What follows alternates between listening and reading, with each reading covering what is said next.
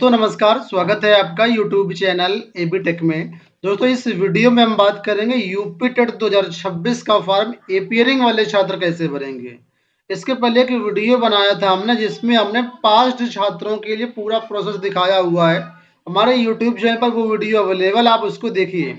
लेकिन बहुत सारे कमेंट आ रहे थे कि सर जो एपियरिंग में छात्र हैं, जो फर्स्ट ईयर सेकेंड ईयर में छात्र हैं, वो कैसे फॉर्म भरेंगे, उसके बारे में एक वीडियो बनाइए। तो इस वीडियो में हम उसी पर चर्चा करेंगे, डिटेल से स्टेप बाय स्टेप सारी चीज़ें आपको बताएंगे। सबसे पहले आपको यूपीईएसएससी की वेबसाइट पर आ जाना है। इसका डायरेक्ट लिंक हमने governmentjobcenter.com पर दे रखा है। यहाँ पर आएंगे लेटेस्ट जॉब के सेक्शन में, यहाँ पर पहला लिंक मिलेगा यूपी टेट 2026 का। यहाँ पे क्लिक करेंगे, इस तरीके से पेज आपके सामने ओपन हो जाएगा। अब यहाँ पर सबसे पहले आपको अपना ओटीआर फॉर्म भरना है। ओटीआर फॉर्म भरने के बाद आपको ओटीआर आईडी मिलेगी। उस ओटीआर आईडी के बाद ही आप यूपी टेट का फॉर्म भर पाओगे। ठीक है, तो हमने ओटीआर का भी पूरा कंप्लीट प्रोसेस बताया हुआ है, चैनल पर जाकर के आप देख सकते हैं। फिलहाल जो लोग भरना चाहें, यहाँ पर लिंक दिया गया ओटीआर फॉर्म का, यहाँ पर क्लिक करेंगे। ये पूरा फॉर्म है ओटीआर का, यहाँ से आपको सारी चीज़ें भरनी होंगी। ठीक है, जब आपका ओटीआर कंप्लीट हो जाएगा, ओटीआर आईडी आपको मिल जाएगी। उसके बाद ओटीआर डैशबोर्ड में आएंगे तो इस तरीके से पेज आपके सामने खुलेगा और यहाँ पर आपको ऑप्शन मिलेगा यूपी टेट 2026 में अप्लाई नाउ का। ठीक है, तो ओटीआर के बाद ही आप ये काम कर पाओगे, समझ गए। ओटीआर में कई तरह के डॉक्यूमेंट्स लगते हैं, उन पर भी हमने स्टेप बाय स्टेप सब कुछ बताया हुआ, आप देख लीजिएगा। आज हम बात करने वाले हैं यूपी टेट 2026 एग्जाम की बेस्ट बुक के बारे में, जो कि चक्षु प्रकाशन की है। यहाँ पर देखेंगे प्राथमिक स्तर 1 to 5 के लिए कंप्लीट स्टडी गाइड बुक है, जिसमें 4 सॉल्व पेपर्स आपको मिलेंगे और पूरा सिलेबस यहाँ पर आपको डिटेल्ड रूप से दिया गया है। 100% जो शिक्षा सेवा चयन आयोग का सिलेबस है उसके आधार पर ये पुस्तक बनाई गई है और पिछले 7 वर्षों का यहाँ पर विश्लेषण चार्ट भी दिया गया है, जो कि आपके लिए बहुत ही यूजफुल होने वाला है। यहाँ पर देखेंगे तो पूरा सिलेबस है और किस साल किस टॉपिक से कितने क्वेश्चन आ गए उसका पूरा यहाँ पर एनालिसिस करके दिया गया है।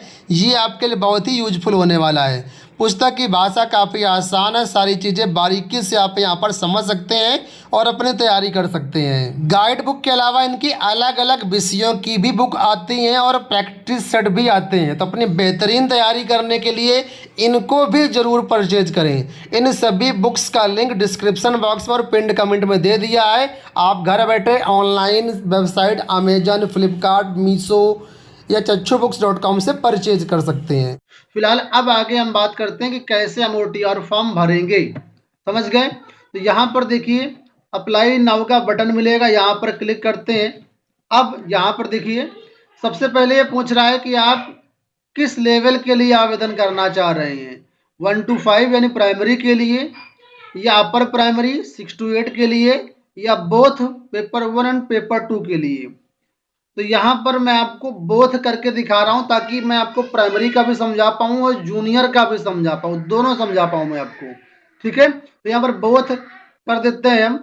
अब सब्जेक्ट ग्रुप पूछ रहा है, तो ये अगर आप पेपर 2 के लिए आवेदन करेंगे तो ये ऑप्शन आपके पास आएगा, आप साइंस मैथ से हैं या सोशल साइंस या आर्ट से, यानी कि साइंस साइड वाले अभ्यर्थियों के लिए ऊपर वाला ऑप्शन है, आर्ट साइड वाले अभ्यर्थियों के नीचे वाला ऑप्शन है। ठीक है, तो हमने सोशल साइंस सेलेक्ट कर लिया। अब पूछ रहा है कि आप गवर्नमेंट टीचर हैं, तो देखिए ये ऑप्शन उन लोगों के लिए है जो सरकारी नौकरी में ऑलरेडी हैं और सुप्रीम कोर्ट ने जो आदेश दिया है कि 2 साल के अंदर आपको यूपी टेट पास करना पड़ेगा, ये उन लोगों के लिए है। बाकी जो नॉर्मल छात्र हैं जो पढ़ाई अभी कर रहे हैं, कोई नौकरी वगैरह नहीं कर रहे हैं, उनके लिए ऑप्शन सिंपल से आपको नो कर देना है। और बाकी जो लोग गवर्नमेंट टीचर हैं वो लोग यहाँ पर यस करेंगे, समझ गए। जब यस कर देंगे तो कई सारी डिटेल यहाँ पर आपको भरनी पड़ेंगी, जैसे कि आप किस स्कूल में पढ़ाते हैं, वो स्कूल 1 to 5 का है कि 6 to 8 का है, स्कूल का नेम भरना है, डेट ऑफ ज्वाइनिंग भरना है, डेट ऑफ रिटायरमेंट भरना है, मानव संपदा का कोड भी भरना है। तो इतना आपको भरना पड़ेगा। हम यहाँ पर नो कर देते हैं क्योंकि जो फ्रेश छात्र हैं वो इसको उनको नहीं भरना है। अब यहाँ पर देखिए क्वालिफिकेशन यहाँ पर भरनी पड़ेगी आपको। दोनों क्वालिफिकेशन यहाँ पर दी गई हैं। पहला 1 to 5 के लिए है, तो कई सारे ऑप्शन यहाँ पर दिए गए हैं, जैसे कि जो डीएलएड बीटीसी वाले अभ्यर्थी हैं उनके लिए यहाँ पर देखिए कौन सा ऑप्शन है। स्नातक परीक्षा उत्तीर्ण, एनसीटी से मान्यता प्राप्त, उत्तर प्रदेश शासन से संबद्ध किसी भी संस्थान से 2 वर्षीय डीएलएड या बीटीसी में अध्ययनरत अथवा उत्तीर्ण। तो अगर आप अध्ययनरत हैं यानी अपियरिंग में है तो आपको यही पहला ऑप्शन भरना है, और अगर आप पास्ड हैं तब भी आपको यही ऑप्शन टिक करना है। समझ गए। अब जो लोग शिक्षा मित्र हैं, ठीक है, उनके लिए सेकंड ऑप्शन दिया गया है, शिक्षा मित्रों का द्विवर्षीय बीटीसी में अध्ययनरत हैं या उत्तीर्ण हैं। तीसरा ऑप्शन है यहाँ पर डीएड विशेष शिक्षा वालों के लिए। चौथा ऑप्शन यहाँ पर लिखा है स्नातक तथा उत्तर प्रदेश में संचालित एनसीटी द्वारा मान्यता प्राप्त विशिष्ट बीटीसी प्रशिक्षण में। जो लोग विशिष्ट बीटीसी में अध्ययनरत हैं, उत्तीर्ण हैं, उन लोगों के लिए ऑप्शन दिया गया है। अगला ऑप्शन यहाँ पर दिया गया है, देखिए उर्दू विशेष प्रशिक्षण का। तो अगला ऑप्शन अलीगढ़ मुस्लिम विश्वविद्यालय वाला है। इसके बाद अगला ऑप्शन यहाँ पर स्नातक और अलीगढ़ मुस्लिम विश्वविद्यालय 97 के पहले जिन्होंने मौलम किया उनके लिए है। इसके बाद यहाँ पर फिर डीएलएड का, तो प्राइमरी में ये ऑप्शन मिलेंगे। तो जो डीएलएड वाले छात्र हैं उनके लिए सिंपल सा पहला ऑप्शन है। ये तो 1 to 5 की बात हो गई, ठीक है।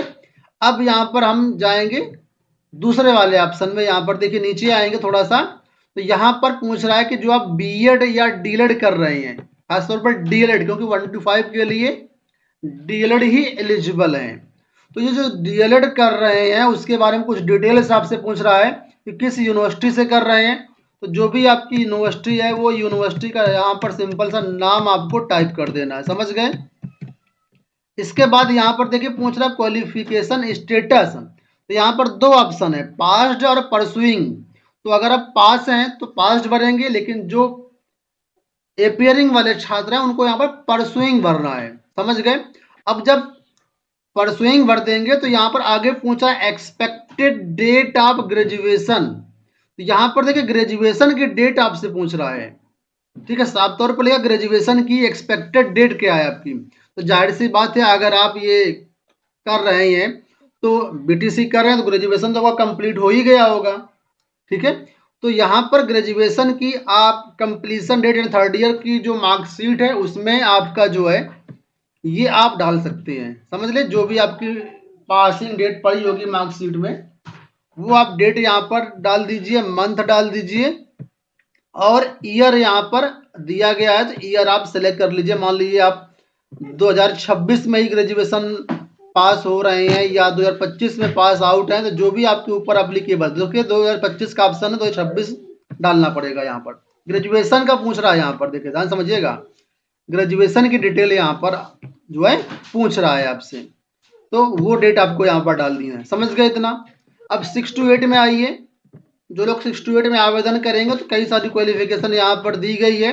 तो जो लोग डीएलएड वाले हैं और 6 to 8 के लिए आवेदन करना चाहते हैं उनके लिए यहाँ पर पहला ही ऑप्शन दिया गया है, स्नातक परीक्षा उत्तीर्ण और 2 वर्षीय डिप्लोमा यानी कि बीटीसी। तो पहला ही ऑप्शन जो लोग भरेंगे।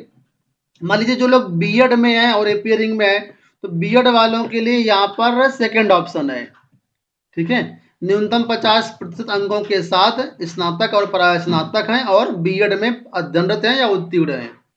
इस तरह और भी कई सारे विकल्प दिए गए, जो भी आपके ऊपर एप्लीकेबल होता है उसको आप यहाँ पर भर लेंगे। अब नीचे आएंगे तो यहाँ पर देखिए यूनिवर्सिटी का नाम फिर से पूछ रहा है। तो यूनिवर्सिटी का नाम, जो भी आपकी यूनिवर्सिटी है, यूनिवर्सिटी का नाम यहाँ पर आपको टाइप कर देना है सिंपल सा।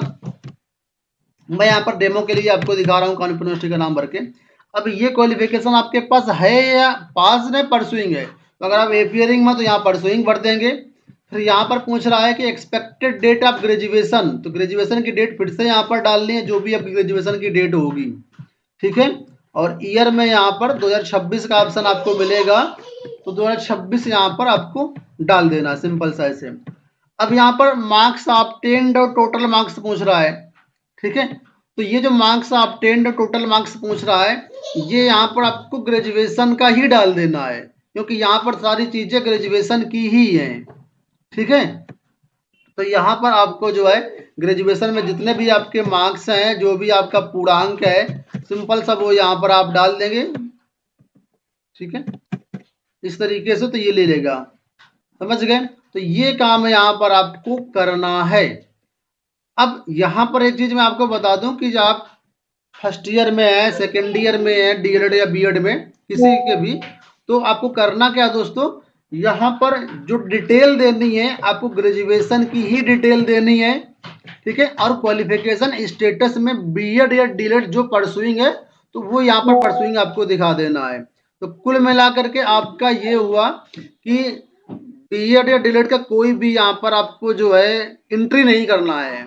जो एंट्री होनी है वो सिर्फ ग्रेजुएशन की ही होनी है। आप फर्स्ट सेमेस्टर में है, सेकंड सेमेस्टर में है, थर्ड सेमेस्टर में है, फोर्थ सेमेस्टर में है, तो आप आवेदन कर सकते हैं। इतना करने के बाद यहाँ पर सेकंड लैंग्वेज आपको चुन लेना, जो भी आपकी सेकंड लैंग्वेज है। सेव एंड नेक्स्ट पे क्लिक करेंगे।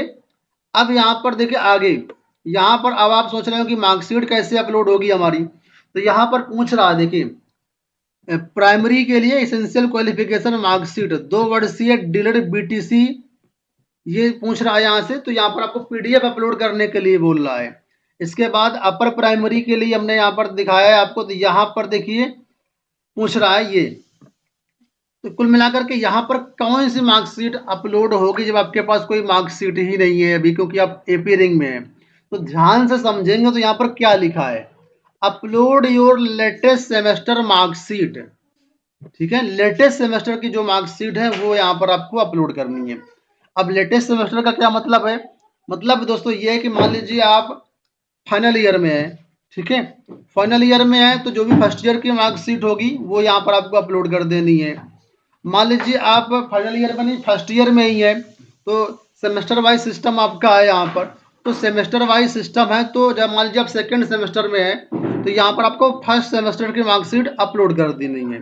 अब मान लीजिए आपके पास फर्स्ट सेमेस्टर की फिजिकल मार्कशीट नहीं आई या डिजिटली आपका रिजल्ट डिक्लेयर हो चुका है, तो यहाँ पर आपको ऑनलाइन वाली जो मार्कशीट होती है वो आपको यहाँ पर अपलोड कर देनी है। तो जो भी आपका लेटेस्ट सेमेस्टर की मार्कशीट आपके पास अवेलेबल है वो मार्कशीट इन दोनों जगह पे अपलोड करनी है। मैं यहाँ पर आपको दिखा रहा हूँ प्राइमरी और अपर प्राइमरी दोनों के लिए, तो यहाँ पर 2 ऑप्शन हमारे पास हैं, ठीक है। बाकी आप एक के लिए भरेंगे तो एक ही ऑप्शन आपके पास आएगा। तो ये आप इसको इतना काम आपको अपलोड करने का रहेगा। अब यहाँ पर कई लोग क्वेश्चन ये पूछ सकते हैं कि सर मेरा तो फर्स्ट सेमेस्टर है, अभी कोई रिजल्ट वगैरह नहीं आया है, ठीक है, तो हम कैसे करेंगे। तो इसका फिलहाल अभी ऑप्शन जो है शिक्षा सेवा चयन आयोग ने नहीं दिया है, कोई क्लैरिफिकेशन इसका भी नहीं है अभी कि फर्स्ट सेमेस्टर वाले कैसे अपलोड करेंगे। बाकी second semester, third semester, fourth semester जो है उसका आप यहाँ पर अपलोड कर सकते हैं, वो लोग फॉर्म भर सकते हैं, कोई दिक्कत नहीं है। मैं आपको एक सजेशन और दूंगा, किसी प्रकार की कोई समस्या आती है तो आप यूपीईएससी की वेबसाइट पर जाइए, यहाँ पर सपोर्ट का ऑप्शन दिया गया है, यहाँ पर जाइए और यहाँ पर देखिए ये मोबाइल नंबर दिया गया है टेक्निकल सपोर्ट के लिए, ठीक है, और एलिजिबिलिटी रिलेटेड ये नंबर दिए गए हैं। तो इन नंबर पे कॉल करके आप अपनी बात रखिए, ताकि ज़्यादा से ज़्यादा बातें आपकी क्वेरी जब आयोग के पास पहुँचेंगे तो इसका विकल्प कुछ ना कुछ देंगे फर्स्ट सेमेस्टर वालों के लिए भी। ये ईमेल आईडी भी दी गई, ज़्यादा से ज़्यादा लोग अपनी क्वेरी इस पर डालें कि हम फर्स्ट सेमेस्टर में हैं, हमारे पास कोई मार्कशीट नहीं है, कैसे हम अपलोड करेंगे वहाँ पे मार्कशीट। समझ गए ना आप मैं क्या कहना चाहता हूँ। तो ये काम करिए, आप जब काम करेंगे तो आपकी बातें जो आयोग सुनेगा, समझेगा और उसके बाद कोई ना कोई डिसीजन जरूर देगा। अब देखिए जैसे यहाँ पर आप अपलोड कर देंगे डॉक्यूमेंट, उसके बाद आप आगे बढ़ जाएंगे प्रोसीड टू प्रीव्यू। अब यहाँ पर पूरा फॉर्म आपका खुल जाएगा। यहाँ पर देखिए पार्ट 1 के लिए आपका अलग एप्लीकेशन नंबर जनरेट होगा, पार्ट 2 के लिए यानी पेपर 2 के लिए आपका अलग एप्लीकेशन नंबर जनरेट होगा।